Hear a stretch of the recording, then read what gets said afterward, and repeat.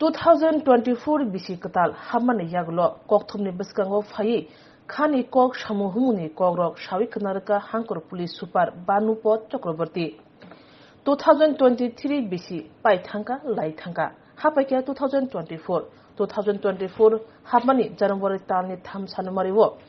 North Hankor Police Super Banupot Chakraborty baithangni habanogo asugui koktuma thunarni kuthumungringai bini bakhani kogrok tei bisa khonoi tam samrok tangkha chiri shukrubai shawiknarka obakhani kok samani pandawo nangkumani kok bothoma angkha bahai kalayi laharaka khung patimarongno kasui manai ashok simia Tripura hasibo jeti khlayi drugs baniya drugs samani bangi eri tongkha abni yakni bahake shikla hodano banchiriwei muthangi manai akogronti bo koglam saka ashok simia 2023 bisi laithangmani yaglo 2024 bisi hamani yagulo police tamtamo samutangkha tei samuni bisingtei tamtamo buthai ka hammankha akogrono bahano chire shukrubai shaiknarka আপনাদের সবাইকে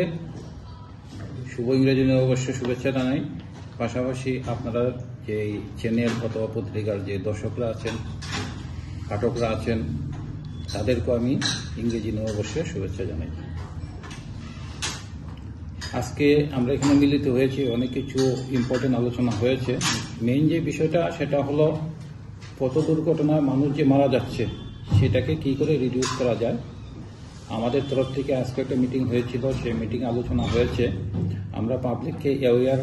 করার পাশাপাশি আমরা কিছু enforcement drive করব এখন regularly আজকেও হবে আমি সবাইকে এই ধরনের পুলিশের যে কাজ সেই কাজের মধ্যে সবাই সাহায্য সহযোগিতা চাইছি কারণ আমরা চাই যে কোনো মূল্যে উত্তর ত্রিপুরাতে যে পথ দুর্ঘটনায় গত বছর 14 জন লোক মারা গিয়েছিল যারা কমপ্লিটলি নিরীহ মানুষ বিনা দোষে তারা মারা গেল তাদের পরিবার সম্পূর্ণভাবে সর্বশান্ত হয়ে গেছে তো কি করে পথ দুর্ঘটনাকে রিডিউস করা যায় আপনারা অনেক সুন্দর সুন্দর সাজেশন দিয়েছেন তো সেগুলি আমরা ইমপ্লিমেন্ট করব কত টাকা ফাইন হয়েছে গত বছর ফাইন হয়েছে অনেক বেশি এটা হলো রেকর্ড এর আগের বছর হয়েছিল 84 লাখ আর গত বছর হয়েছে 96,77,000 প্রায় 1 কোটি টাকা ফাইন হয়েছে টোটাল কেস কত হয়েছে স্যার কেস হয়েছে 33টা কেস হয়েছে এর আগের বছর কেস হয়েছিল 53 20টা কেস কম হয়েছে এখানে কিন্তু আমরা চাই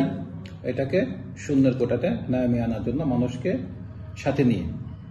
যাতে মানুষ কারণ আমরা যে রাস্তার মধ্যে পড়ে থাকি কিছুক্ষণ পরেই যাবো বা রাস্তার মধ্যে আমাদের কোনো স্বার্থ থাকে না মানুষকে কি করে রক্ষা করা যায় পথ দুর্ঘটনার থেকে সেই দিকে লক্ষ্য রেখে আর আমি প্ল্যান করেছি যে